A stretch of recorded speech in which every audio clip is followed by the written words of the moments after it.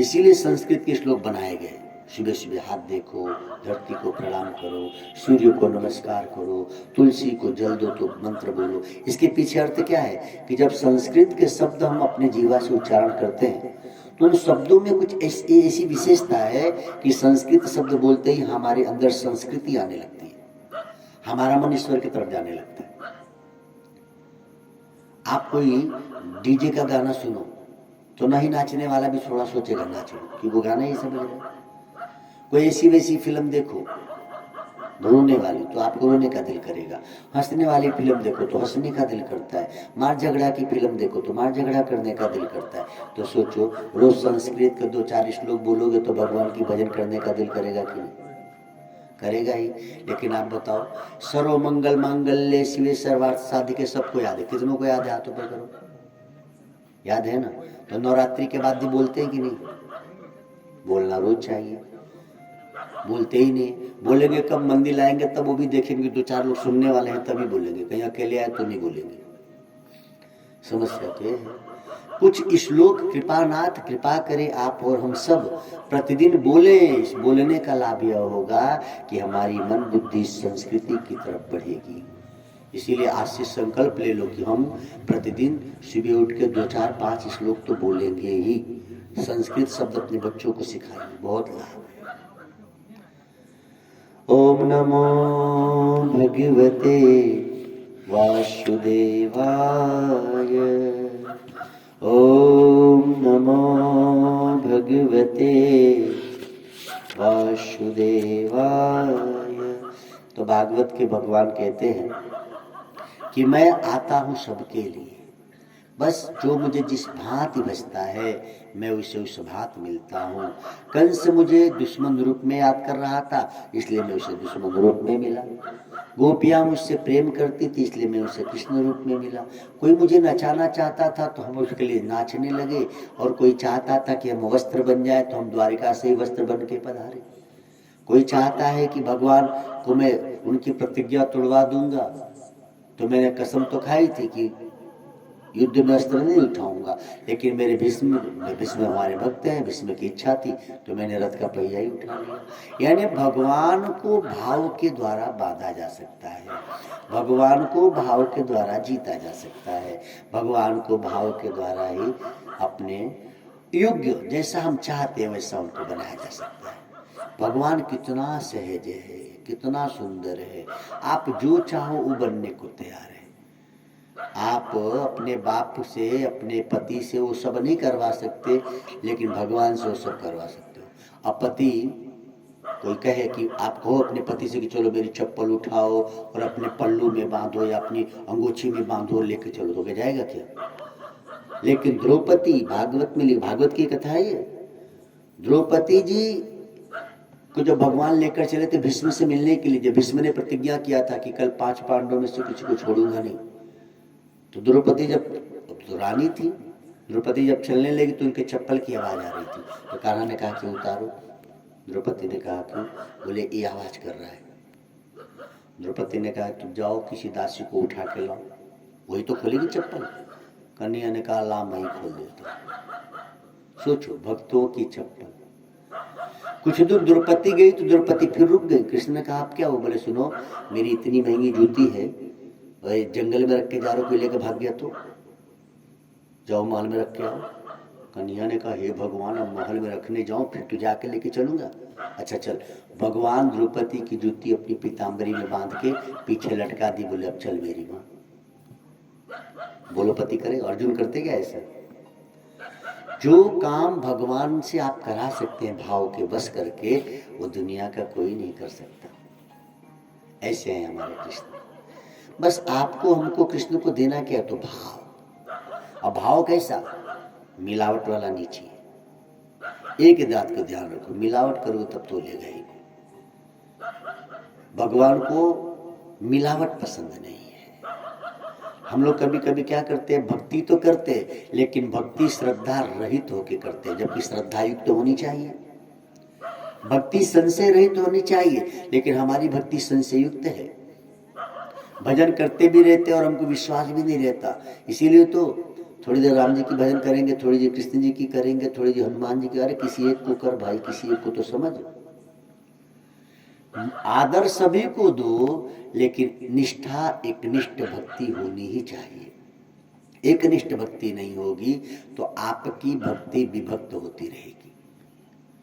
यानी आदर दो, रामनवमी आई, राम जी को वंदन, लेकिन कोई एक इष्ट होना चाहिए। इसीलिए गुरु मंत्र जब देते हैं तो पूछते हैं कि बता तुम्हारे हृदय में सबसे ज्यादा कौन अच्छा लगता है, फिर उसकी मंत्र दी जाती है। जैसे आप घर में आदर तो सबका करते हैं, लेकिन पति सबसे अलग है कि नहीं? घर में सबको आप आदर देते हो, लेकिन पति का विशिष्ट स्थान है ना। अब पति का स्थान ससुर ननद कोई ले सकता है? नहीं। ऐसे ही सब रूप का आदर करें, सब नाम का आदर करें, लेकिन जो हमारे हृदय में जो हमारा इष्ट है, जो हमारे गुरु मंत्र है, उसका विशेष आदर होना चाहिए। ये गुरु भक्ति योग का पहला नियम है। दुर्भाग्य हमारे देश का ये रहा कि हमने अपने गुरुओं के प्रति श्रद्धा छोड़ दी, हम गुरुओं के द्वार जाना छोड़ दिए, और उसका परिणाम ये हुआ कि हम सबसे ज्यादा दुखी हैं। सबसे संपन्न, हर ऋतुओं से संपन्न हमारे देश में जैसा सुंदर वातावरण है ऋतुओं का, और किसी देश में नहीं। कहीं बहुत ठंडी है तो कहीं बहुत गर्मी। जैसे इंग्लैंड चले जाओ तो 12 महीना ठंडी रहती है, अफ्रीका चले जाओ 12 महीना गर्मी रहती है। कितना सुंदर भारत है। यहाँ ऋतु परिवर्तन हर 4 महीने में होते रहते। तो इतना सुंदर हमारा राष्ट्र है, और फिर भी देखो तो सबसे पुराना शास्त्र संस्कृति हमारी सनातन धर्म, और फिर भी देखो तो हम पिछड़े हैं। उसका कारण क्या है कि हमें हमारी महिमा का पता नहीं है। हम वह किसान है जिसके पास था तो हीरा, लेकिन उसे खबर नहीं थी, वो कांच समझ के उसको खेल रहा था मिट्टी में। यह हालत हमारी है। इसीलिए कथाएं होनी चाहिए, इसीलिए सत्संग होना चाहिए, इसीलिए पर्व बनाए गए माई बाप की आप समझ सके कि नवरात्रि का अर्थ क्या।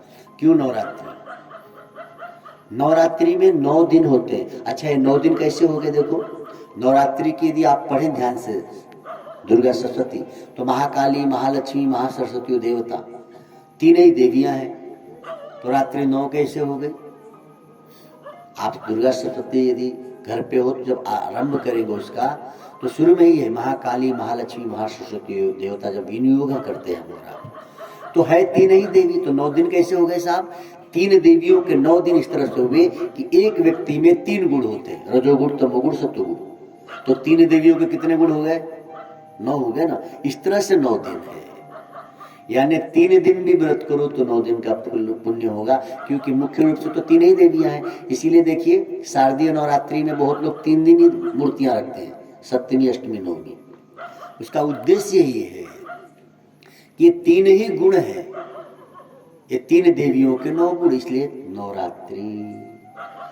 एक दूसरा कारण भी है नवरात्रि का, हमारे आपके शरीर में 9 द्वार है। चौथा कारण 9 प्रकार की भक्ति है। तो इन सारी बातों को ध्यान में रख के नवरात्रि। अच्छा, रात्रि क्यों कहा? रात्रि में अंधकार, रात्रि शब्द का नाम लेते ही अंधेरा हमारे मस्तिष्क में आ जाता है। रात्रि माने अंधकार, भले लाइट जल रही हो। तो नवरात्रि मतलब जो हमारे शरीर में नवधा भक्ति का प्रकाश होना चाहिए वो अंधकार में है, तो भैया नवरात्रि व्रत करो। व्रत करोगे तो व्रत में क्या होगा? वो भक्ति जगेगी। रात्रि में दीपक जलाएंगे तो प्रकाश होगा ही। तो 9 द्वार वाली जो शरीर है, इसमें रात्रि है। तो घर में अंधेरा रहता है तो क्या करते हो आप? बोलो ना मौनी बाबा हो क्या करते हो? बोलो हम तो कुछ नहीं करते, मम्मी लाइट जला देती है, दीपक जलाते हैं ना। तो अंधेरा है तो दीपक जलाते हो तो प्रकाश हो जाता है। ऐसे ही हमारे शरीर में जो अंधकार है उसको गुरु का ज्ञान रूपी दीपक जब मिलता है, जैसे दीपावली में आपको क्या कर दिया गया? मोमबत्ती दी गई और माचिस दी गई, तो आपने क्या किया? पूरे छत को सजा दिया। ऐसे गुरु क्या करते हैं? आपको मंत्र देते और विधि देते, बस बाकी तुम अपने घर में प्रकाश कर लो। वो क्या गुरु गुरु को जलाएंगे क्या? तो नवरात्रि का अर्थ यही है कि हम अपने अंदर के अंधकार को भगाने में सफल हो जाएं। और ये बिल्कुल सहज है। कैसे सफल होंगे? तो सफलता के लिए श्रद्धावान लभते ज्ञानम भवानी शंकरो वंदे श्रद्धा विश्वास रूपिणो। श्रद्धा और विश्वास के द्वारा जब ईश्वर में, गुरु में श्रद्धा विश्वास करके हम और आप भगवत भजन करने लगते हैं तो ये सहज हो जाता है।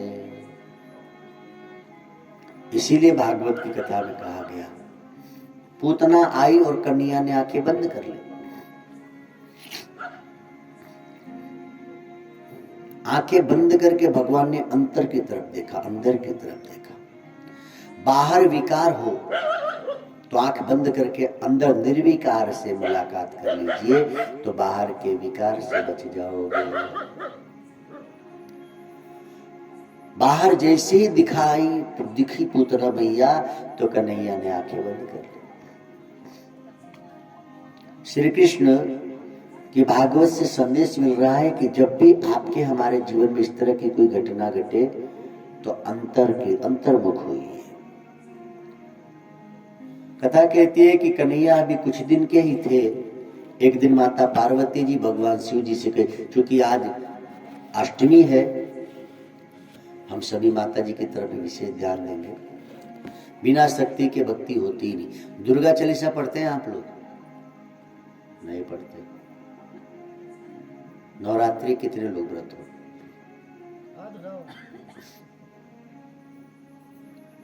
हे भगवान, एक आदमी, एक ही आदमी है? दो? हाँ, 9 दिन हो। अच्छा, मम्मी है तो आप लोग भी मान रही है, मेरे लिए तो है।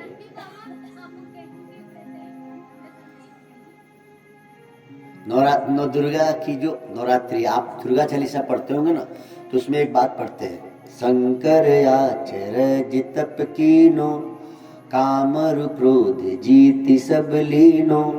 निस दिन ध्यान धरो शंकर को, काल काहू नहीं सुमिरो तुमको। शक्ति रूप को मर्म न पायो, शक्ति गई तब मन पछतायो। शरण गते हुई कीर्ति बखानी, जय जय जय जगदम्ब भवानी। भई प्रसन्न आदि जगदम्बा, देई शक्ति नहीं कीन विलंबा।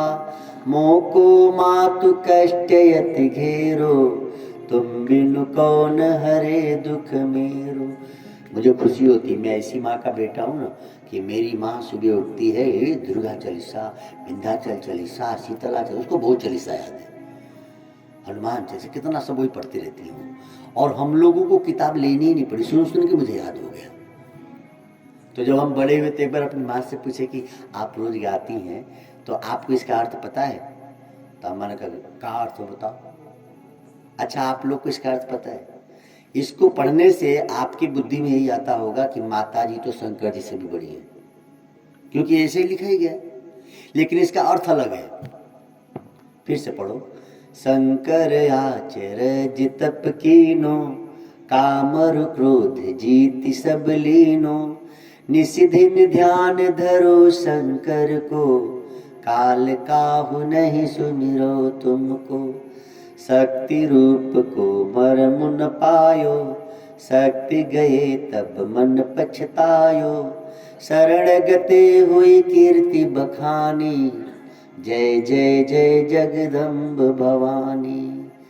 वास्तव में भगवान शंकर की बात ही नहीं है, ये बात है आद्य गुरु शंकराचार्य जी की। शब्द देखिए, शंकर आचरज तप कीनो। आद्य गुरु शंकराचार्य जी ने आश्चर्यजनक तप किया, कामरु क्रोध जीति सब लीनो। आद्य गुरु शंकराचार्य काम क्रोध को जीत लिए, लेकिन शंकराचार्य जी शिव जी के अंशावतार थे, बस शिव जी को ही मानते थे। निस्दिन ध्यान धरे शंकर को, किसको ध्यान करते थे? शंकर जी का। काल काहू नहीं सुमिरो तुमको। लेकिन हे माँ भवानी, उन्होंने कभी किसी भी काल में तुमको सुमिरन नहीं किया। ध्यान से समझ लीजिए कथा क्या है। आदि गुरु शंकराचार्य जी जब इस धरातल पर आए तो भगवान शिव जी के परम भक्त थे और शिव जी की भक्ति में ही लीन रहते थे। तो उनसे किसी ने कहा कि वर्ष वर्ष शिव जी की भक्ति करते हो, कभी नवरात्रि आती तो माता रानी की भी भक्ति करो। बोले नहीं मैं शिव जी को ही जानता हूँ।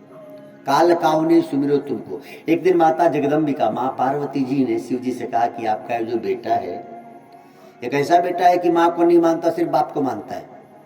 ये पार्वती जी ने भोलेनाथ से पूछी। तो शिव जी ने कहा कि अब उसका भाव मेरे प्रति है, तुम्हारे प्रति नहीं है, तो मैं क्या कर सकता हूँ।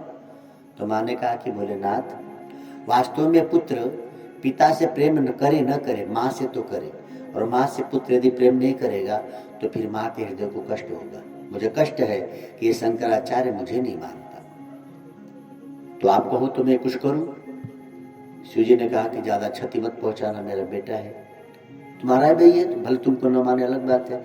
तो हुआ क्या, काल काहु नहीं सुमिरो तुमको। एक दिन आदिगुरु शंकराचार्य जी महाराज बैठे थे आराम से आनंद में, उनके शरीर को पैरालाइज हो गया। शरीर जब लकवा मार देता है तो अंग काम नहीं करते।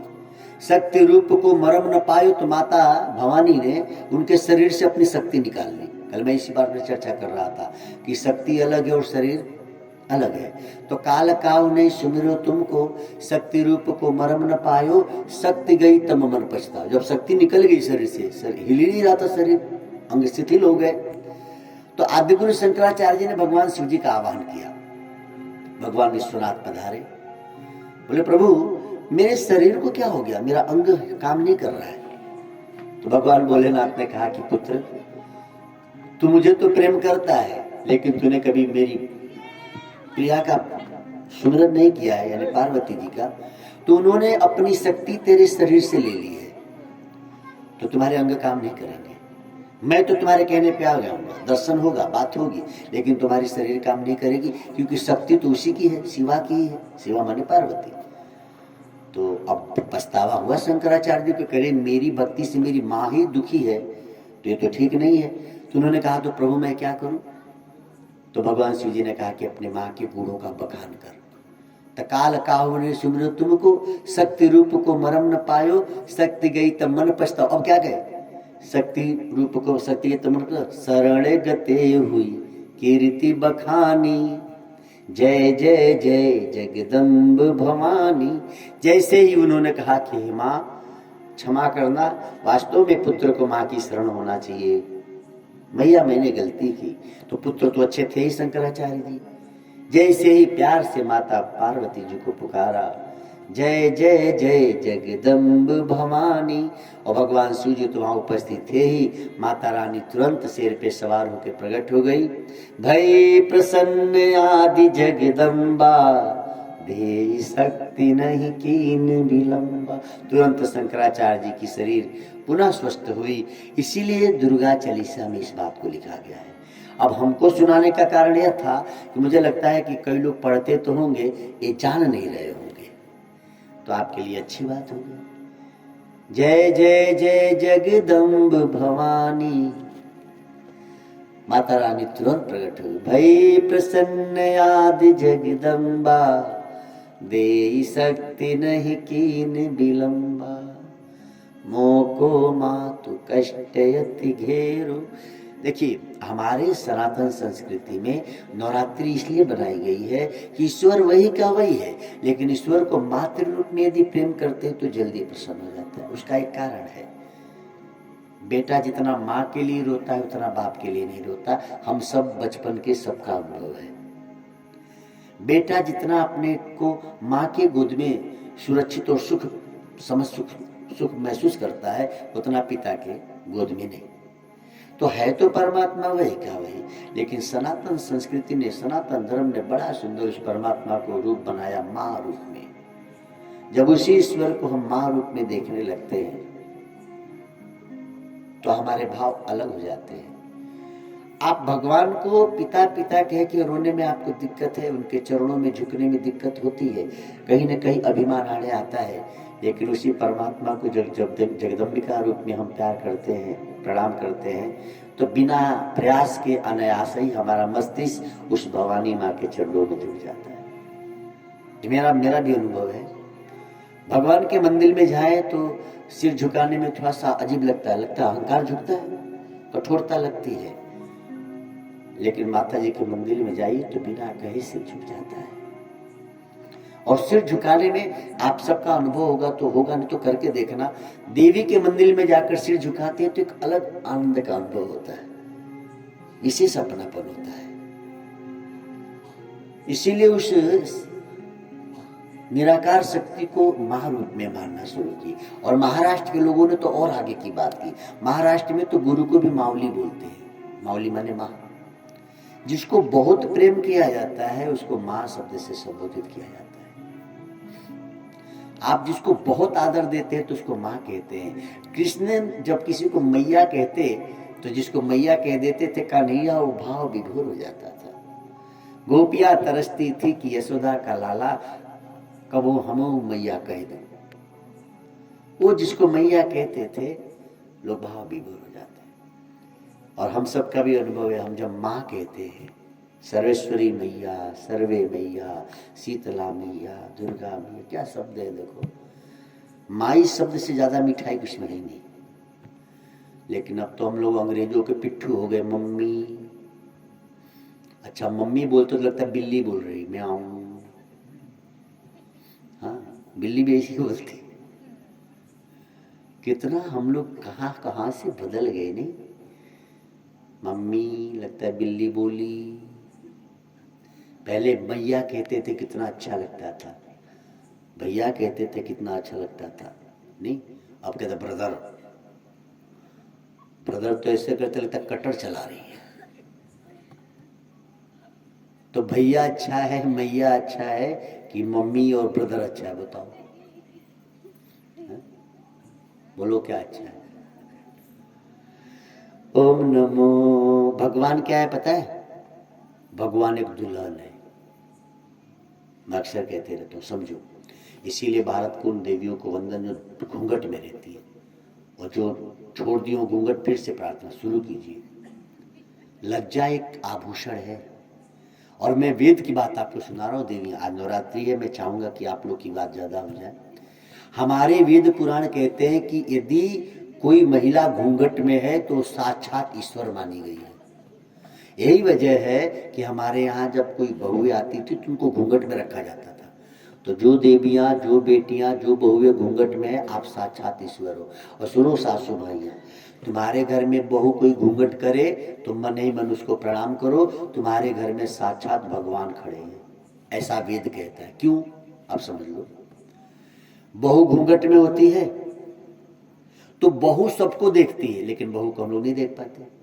घूंघट में से बहू सबको देखती है, ससुर जी आए कि भसुर जी आए, है ना, कौन आया, लेकिन हम उसको देख पाते हैं। भगवान भी हम सबको देखता है, हम भगवान को देख पाते हैं। देखो, बहू माने भगवान, जो घूंघट में है वो भगवान है।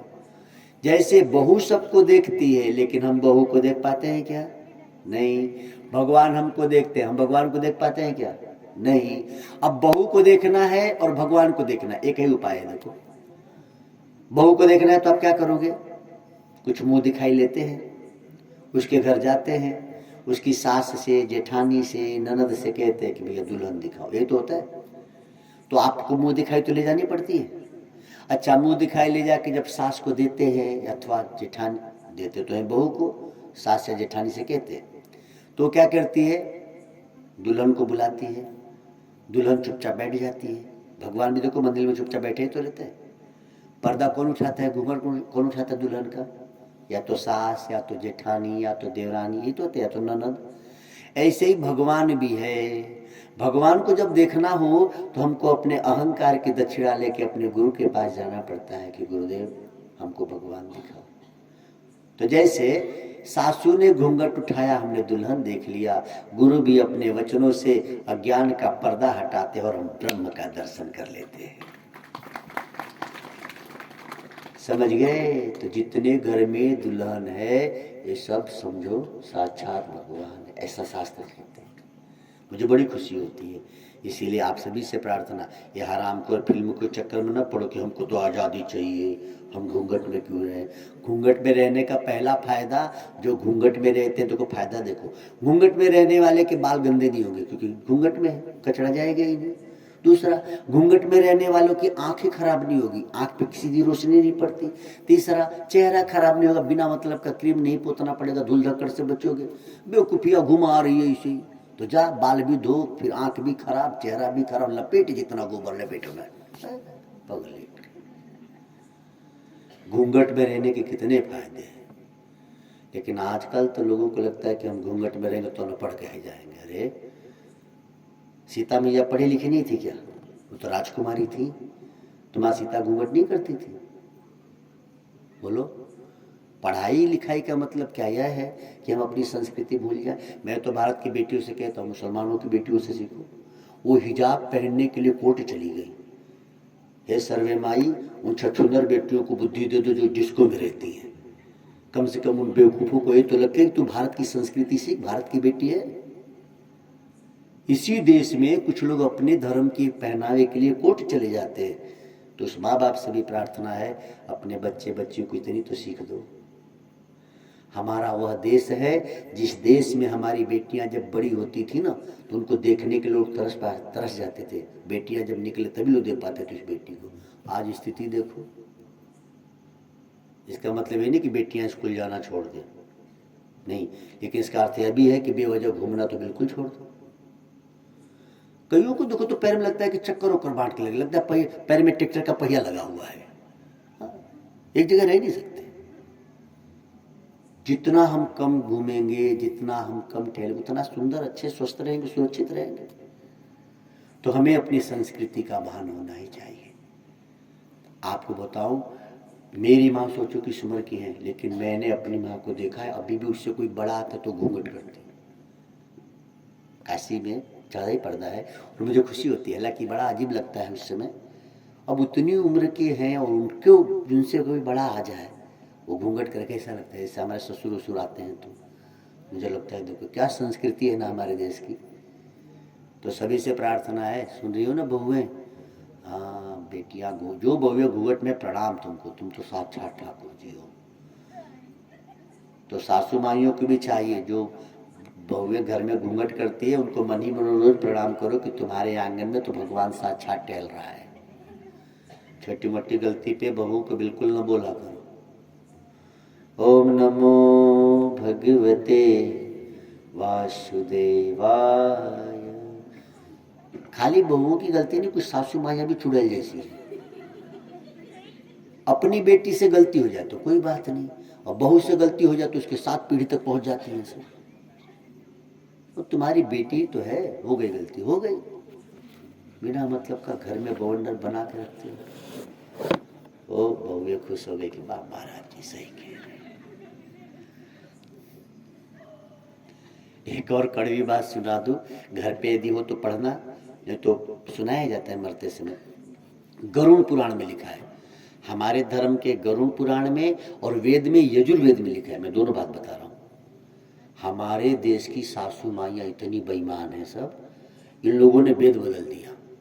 इन लोगों ने कहा कि सबसे पहले वो खाओ बाद में तू खाइए, जबकि वेद में लिखा है, यजुर्वेद पढ़ के देखो, वेद में लिखा है कि घर के सबसे बड़ों को सबसे बाद में भोजन करना चाहिए। इसीलिए घर में जब नई नई बहुएं आती है ना, तो कुछ लोग बहुओं पे बड़ा प्रेशर करते, तू बाद में खाना। अब बताओ, नई नई वाली दुल्हन आई बेचारी, उसको भूख लगी, अब बुढ़िया घंटी हिला रही है 12 बजे तक सर्वे माँ के मंदिर में, उसको तो भूख लगी नहीं। वो बेचारी भोजन बना के देखे, टकुर टकुर बुढ़िया कब आए तुम्हें पवाऊं। बिल्कुल बहुओं को मेरी तरफ से छूट है, मैं छूट नहीं दे रहा हूँ, घर पे जाके पढ़ना। गरुड़ पुराण में भी लिखा है, यजुर्वेद में भी लिखा है। वास्तव में घर के बड़ों को बाद में भोजन करना चाहिए, यानी पहले बहू कर ले, नाती कर ले, पोता कर ले, बाद में बुढ़िया तू कर। यार बुढ़िया माई ने कहा कि है देखो मो खैबो न किए, ये कैसे खा लो।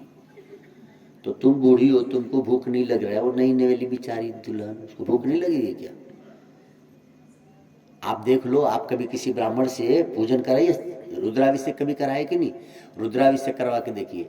शिव जी के लिए रुद्राभिषेक होता है, लेकिन ब्राह्मण सबसे पहले गणेश पूजन कराएगा, गौरी पूजन कराएगा, सर्प पूजन कराएगा, वीरभद्र पूजन कराएगा, कार्तिकेय पूजन कराएगा। सबके पूजन के बाद फिर हम लोग शिव जी का पूजन कराते हैं। यानी वेद भी इस बात को कहता है कि घर का जो सबसे बड़ा है उसको भोजन बाद में करना चाहिए, जो छोटे हैं उनको पहले करना चाहिए। सासू माइया ईमानदारी से बताओ, तुम बड़ी हो कि बहू बड़ी है? बोलो माइया, बहू बड़ी है कि तुम बड़ी हो? तुम बड़ी हो ना, तो बहू को पहले भोजन करना चाहिए कि तुमको? इतनी बेईमान बुढ़िया माइयाँ हैं सब, इनको पहले भोजन बहू कराए तब खुद करे बेचारी। बहू को पीलिया हो जाती है खाने बिना बेचारियों। अब देखिए असली बात पे नहीं बोलेंगे लोग, बिना मतलब का सब धर्म को, सब धर्म ही को बिगाड़ दिया इन लोगों ने। आप सोचेंगे कि पंडितों बिगाड़ी के जाई पता ही उनको। अब लोग कहेंगे कि मोनू सिंह कहिया खत्म हुई भैया, ये महाराज ही तो गड़बड़ा देंगे सब। अच्छा सुनो माइया, मैं आपका दुश्मन नहीं हूँ। यदि आपकी बहू को मैं पहले भोजन करने को कह रहा हूँ तो ए माइया, तुम्हारी बेटी भी तो किसी की बहू है ना, ये फायदा तुम्हारी बेटी को भी तो होगा। आप ये ना सोचो कि मैं आपका बहू का पक्ष ले रहा हूँ, आपकी बेटी भी तो किसी की बहू है, तो ये फायदा आपकी बेटी को हुआ कि नहीं हुआ? तो ये नियम शुरू कर दो, है ना।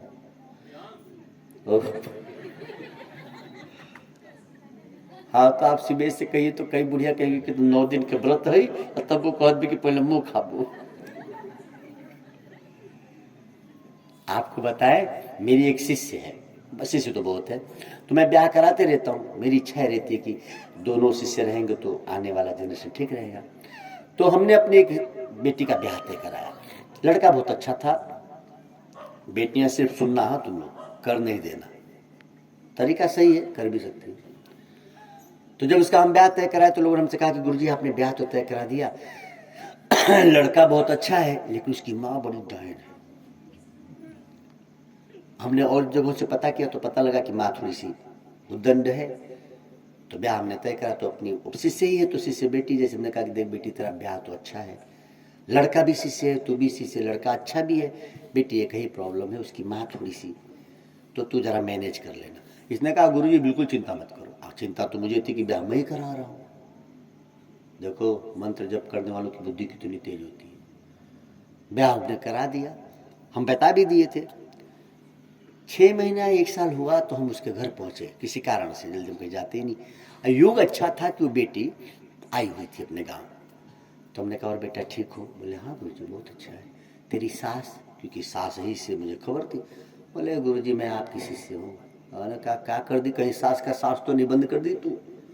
बोले नहीं गुरुजी, आपने मुझे बता ही दिया था कि मेरी सास थोड़ी सी ठीक नहीं है, तो मैं पहले दिन ही ठीक कर दी उसको। हमने कहा हे भगवान क्या कर दी तू? अरे मुझे तो खबर ही नहीं था कि मेरे से भी इतने बुद्धिमान है। बेटियां सुनो उसने किया क्या? तो हमने कहा बेटा तूने क्या किया? बोले गुरुजी मैंने थोड़ी सी बुद्धि लगाई, थोड़ी सी झूठ बोला। तो हमने कहा किया क्या वो तो बता। बोले गुरुजी आप यही जान लीजिए कि मेरी सास सब घर में सबको बोलती, मुझे कुछ नहीं बोलती, और कोई मुझे बोले तो तुरंत उसको डांटने लगती है। तो हमने कहा ऐसा तूने क्या कर दिया है? तो इसने कहा कि गुरुजी जब हम गए तो सास के लिए भी देती है ना माइया, कि अपनी सास को दे देना। तो मैंने अपनी सास को दिया, प्रणाम किया और हाथ जोड़ के कहा कि माँ जी मैं आपकी बेटी जैसी हूँ, मुझे एक बीमारी है, पिताजी ने आपको बताया नहीं, विवाह कर दिया, दवा चल रही है, मैं ठीक हो जाऊँगा। तो बुढ़िया का आधा तो बीमारी है क्या? बोले ज़्यादा कुछ नहीं है, कोई मुझे बोल दे और मुझे बात दिल पे लग गई तो मुझे इतना क्रोध आता है कि मेरे हाथ में जो आता वही मार देती हूँ, लेकिन दवा हो रही है, ठीक हो जाऊंगी। कह रहे कि गुरुजी पहले दिन ऐसा डोज दे दिया है मैंने उस बुढ़िया को, अब कोई मुझे कुछ कहता तो कहे चुप, तू जान से गिरा कि मैं मारूंगा। अरे तरी बुद्धिमान होगी। मैंने वो कह रहे कि गुरुजी एकदम प्यार से मैंने ऐसी बात बता दी है अपनी सास को, वो भूल के भी मुझे गुस्से में नहीं बोलती है, और कोई दूसरा बोले तो उसको जाके जान से गिराओ, अभी उसको गुस्सा आ जाएगा।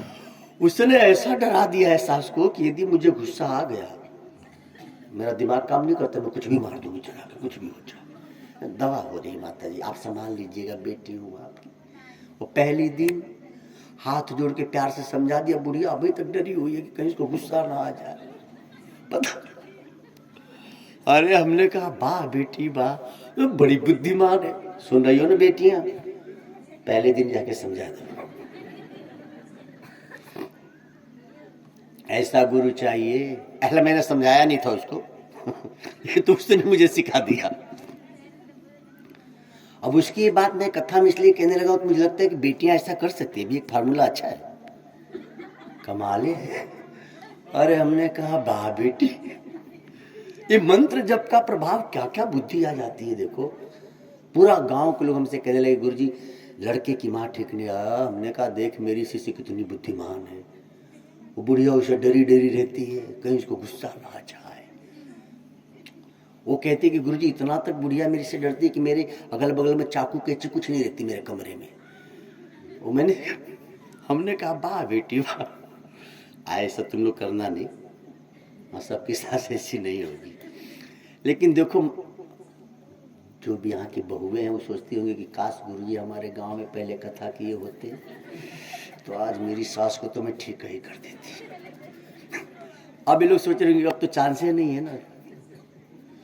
ओम नमो भगवते वासुदेव। भगवान कहते हैं